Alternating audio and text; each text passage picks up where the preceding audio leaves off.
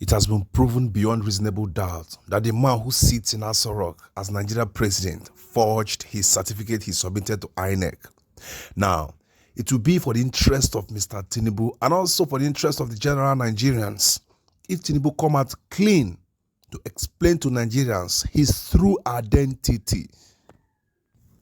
Section 137, subsection 1J made it very clear that whoever has submitted a forged certificate or document stands a disqualification for the post he is vying or the post he is already occupying.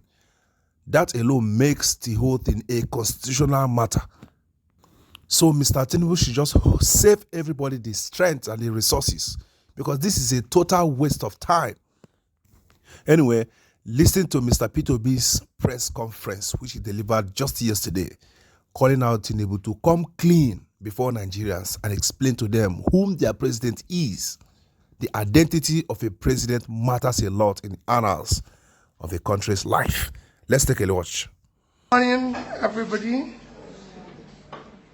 Our party chairman, our DG, and all the stakeholders of our party present, gentlemen of the press. Good morning. This is a press conference.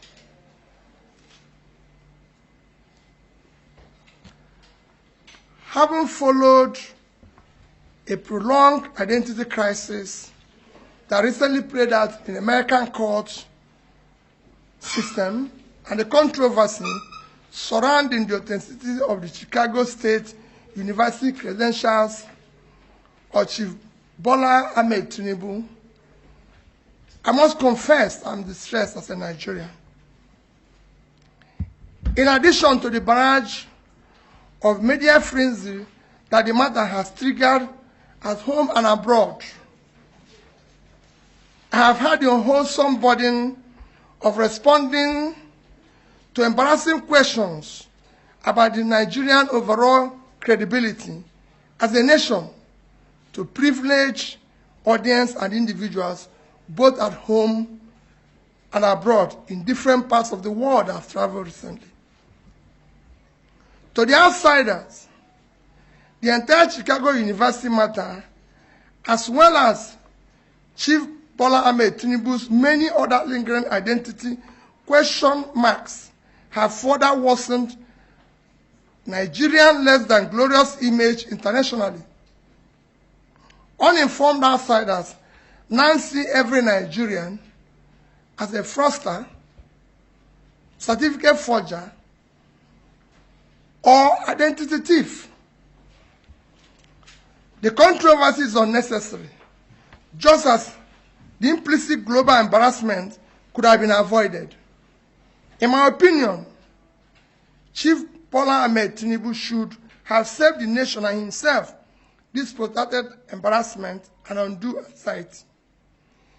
Even in this late in the day, however, Chief Ahmed Bola Tinubu still owes the nation and the world a simple debt of obligation only he can discharge. I therefore respectfully and humbly call on him to immediately and personally mount the rostrum of his present high office to perform a simple task once and for all time. He should reintroduce himself to the nation he governs and to the world for avoidance of further doubt. He should let the world know his name, his nationality, his place of birth, his parentage, the primary and secondary school he attended with dates, as well as the actual universities he attended and certificates obtained. It should indicate clearly where and when he did his national youth service. In addition, if at any time he has had a change of name, he should state so clearly and circumstance that his name itself is no crime. This is a simple task that will take only a few minutes. It requires no affidavit, prolonged court process, spokesperson, agents or surrogates. The task is one that only Chief Bola Tinubu himself, through a direct personal statement, can perform. He must perform this task urgently in order to lay to rest, once and for the last time, the many lingering doubts and valid speculation about his true identity. A leader cannot source a clear, unambiguous personal statement about his identity to political surrogates, official spokespeople, lawyers, or any other person, no matter how highly placed. A matter of personal identity of a leader is too sensitive and central to the function of the office he currently occupies to be trifled with, outsourced, or disguised under the cloak of officialdom. It is about integrity, morality, values, and the rule of law that defines the character of a nation and its people. In his present capacity as a leader of a nation of over 200 million Nigerians, his true identity is a matter of grave national and international interest. The people deserve to know with certainty the true identity of their leader, and this overrides whatever rights he may have to personal privacy. In addition, the international community deserves to know the true identity of the person with whom they will engage on Nigeria. Having stood for an election of elevated office of the President of the Federal Republic of Nigeria, Chief Bola Tinubu have implicitly undertaken to cede the rights of private citizens in favor of life of open disclosure of his true identity and other circumstances that might be of public interest. His personal integrity demands no less. The legitimacy of the office he currently occupies demands that much and even more. Respect for the integrity and esteem of the Nigerian nation within the Committee of Nations makes it even more incumbent and compulsory. It is time to do the right thing. Long live the Federal Republic of Nigeria. Thank you. Thank you, Excellency. His Excellency will entertain 5 questions, please. Take your bow. Tell us your name. And your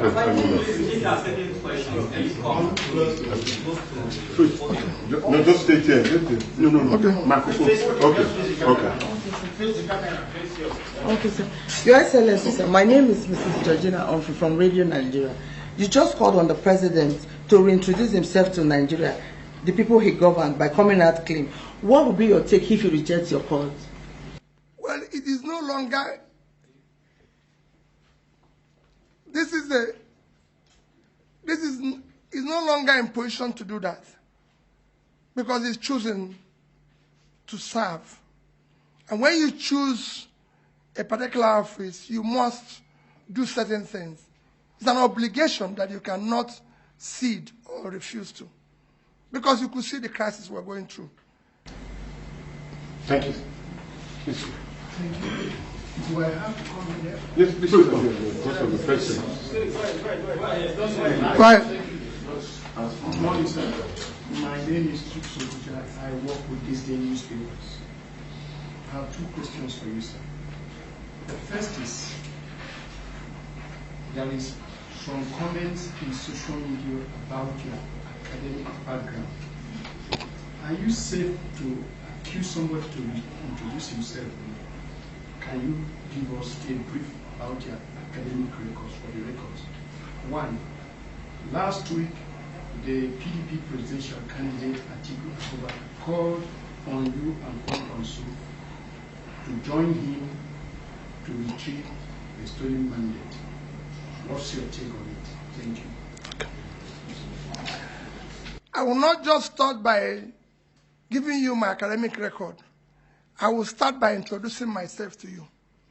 My name, given name at birth by my parents, is Peter Obi'S Obi. That was what my parents gave me at birth. I don't answer my Igbo name because some of you might not know. What it means is that I cannot die. So I choose not to answer it.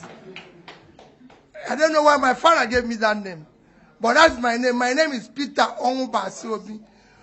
Because I'm a Catholic, I'm a Christian. Our confirmation, my confirmation name was Gregory. I love the name Gregory. Great. So you will see me write always Peter Gregory Obi. I studied my primary school in Santa Maria, Onitsha, before the war. After the war, we came back. I went to a primary school called Holy Trinity, Onitsha.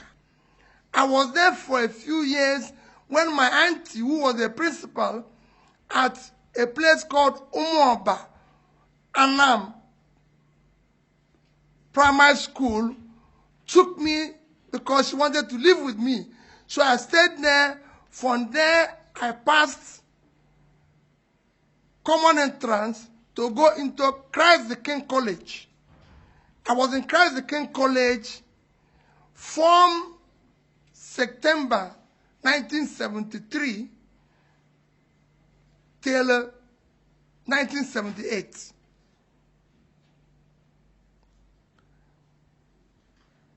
I then went to University of Nigeria in Nsukka from 1980 to 1984. Read philosophy, presidency. Where are the people now? We want them to come out now. So that's why I said respectfully, I'm pleading that this issue be attended to. Thank you very much. Your Excellency, good morning. Yeah, Abayo Makimola is my name. I report for Wazobia Nigeria. You just gave us your rich CV now. Did you submit this certificate to INEC? If no, why? Are you scared of anything? That is one. Secondly, this issue of certificate saga, I think it should have all this, everything like this should have been done before the election itself. Don't you think it's high time we look into our electoral process? And Atiku is having his own, we're talking about Tinubu now and others. So don't you think our electoral process needs to be looked into before election, or this should have been settled? Thank you. Thank you very much. About submission, I'll say it again. If you look at what I submitted to INEC, I submitted up to my university degree, including my youth service, and I attached the other one. The other one, quite frankly, the only thing that you require is primary and secondary school. But I attached up to university. And like I said, I went to University of Nigeria in Nsukka. It's not very far. In fact, if you go there today, the present VC, which is the first VC that is an alumnus of the university, the two DVCs are all my mates. We came in together and left together. And I can say to you so many people that I came to university together and left together. Soludo, or the Winemefele, I can call all of them. If you went to Nsukka at the time I was there, I'm one of the very few students everybody knows. And I say it without anything, so you can go and verify that one. If you pass through Christ the King College, you will know me. At my final years, I was at least the deputy school discipline prefect. And I'm sure people know me. You know? So it's not a problem. In issue of what you said, your second question, it is fundamental. That is part of building the institution. But it has to start by having leaders who are credible. Everything starts with the credibility of the leader. The character, the behavior. These are critical issues. That's why I say this goes to the soul of our nation. It is not politics. It is an appeal. Thank you, Excellency. The last question. I will answer the next brief. Not this one. Okay, there's one. Okay. Sorry. Excellency, my name is Obi'S. I report for AIT.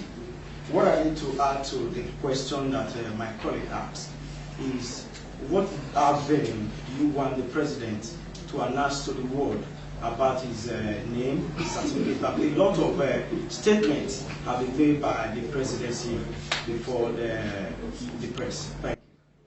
What I just did now is very simple. It's just very simple. I said it should not be, remember what I said? It should not be a source. It should be him. Thank you. Thank you very much, sir. Distinguished ladies and gentlemen. Thank you. Sir, they are requesting for one more. Just one, sir. Okay. Yeah, sir, my name is Sunday Isura. I write for Leadership. Now, INEC displayed the credentials of all the candidates that participated in the elections. Why were you people not interested about investigating these credentials until now? And the second question is, Section 29, Section 5 of the Electoral Act states clearly how issues of pre-election matters should be challenged in court, and the parties that should challenge these issues. Why are you raising these issues now? I'm not in court now. I said I don't get involved with the issue of court. And let me say it again. This is a critical issue. It does not matter when the issue came up. It still remains the same thing.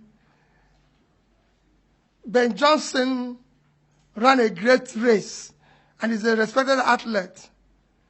But on that one last race, he's already gotten the gold and went home when they discovered that his tested testing is duped.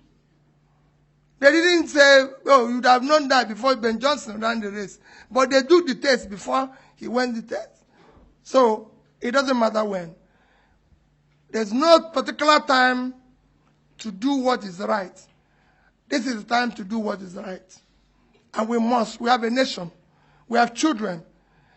The young girl who said he was the best in exam, they didn't dictate him before he said it. Well, when he said it, the people started investigating. And when they found out, Nigeria, what did you tell that young girl? To say to her, it wasn't dictated before he came out. No. This is an issue that is of great concern to the soul of our nation. Thank you. Thank you. Thank you, Excellency. Thank you very much.